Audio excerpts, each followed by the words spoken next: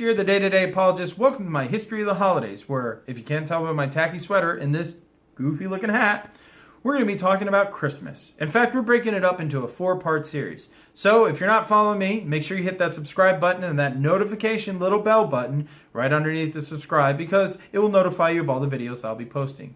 I also have done videos on other holidays, so click on the playlist, scroll on down to the History of Holidays, and you can watch the other ones that I've done as well. Now, I'll be posting a video tomorrow and Monday and Tuesday. And Tuesday's Christmas Day. So today we're talking about the origins of Christmas. Now, the first thing we need to focus on when we talk about the origins of Christmas is that Christmas celebrations, okay, the aspects outside of the Christian aspects of Christmas, a lot of them come from pagan practices and worships on winter solstices. What are winter solstices? Well, they're basically celebrations of the winter season. And winter solstices were mainly celebrated in Europe, all the countries that are in Europe. Now, what do I mean when I say that some inspirations of what we celebrate today come from these European winter solstice celebrations? Let me give you a few examples. Let's talk about the Scandinavians for a second. The Norses celebrated their gods on a day called Yule, which was started on December 21st and went into early January. Now, what they would do is, besides drinking and partying and everything, is the fathers and the sons would bring these huge logs in from the woods, and they would set them up in the town and light those bad boys up, talking about a festive party.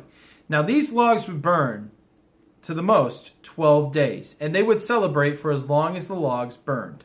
Now, I don't know about you, but when I hear 12 days, I can't help but think of the 12 days of Christmas.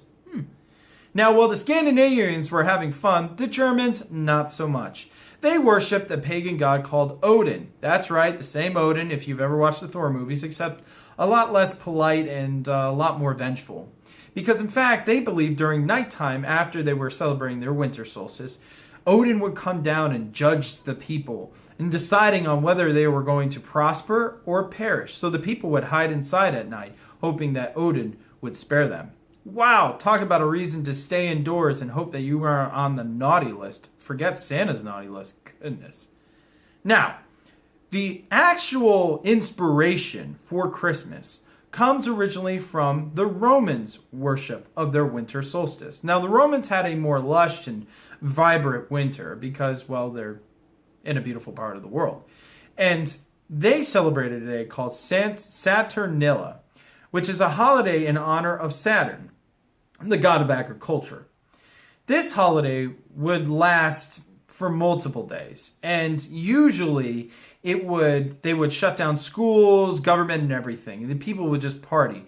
It was kind of a topsy-turvy day. People would do the opposite of what they would usually do, and there was usually a lot of pagan practices and actions. In particular, the hierarch, or the more wealthy Roman citizens, during that time, they would celebrate the birth of the god of the unconquerable sun named Mithra, which they would celebrate that day on December 25th. Now, why were winter solstice celebrated near around the end of December? That's a great question. The main reason is during the winter season, the folks did not have grain to feed their cattle, so they would slaughter their cattle, which would give them a surplus of fresh meat. Plus, during the winter season, the wine and the beer was fermented and ready for drinking, so it would make sense to party hard during a season where they were probably going to starve after the celebrations. Wow, that's kind of sad. But that's what they did nonetheless, and so they partied. Now, that's the primary story of where the origins of Christmas hails from. There's other places and other things, but I'll share that in the later videos, especially on Christmas Day when I talk about what's up with the Christmas tree, where did Santa come from, why is he so fat, and things like that. So, thanks for watching the video. I'll see you guys tomorrow, where we talk about how Christ came into Christmas. Looking forward to seeing you guys then.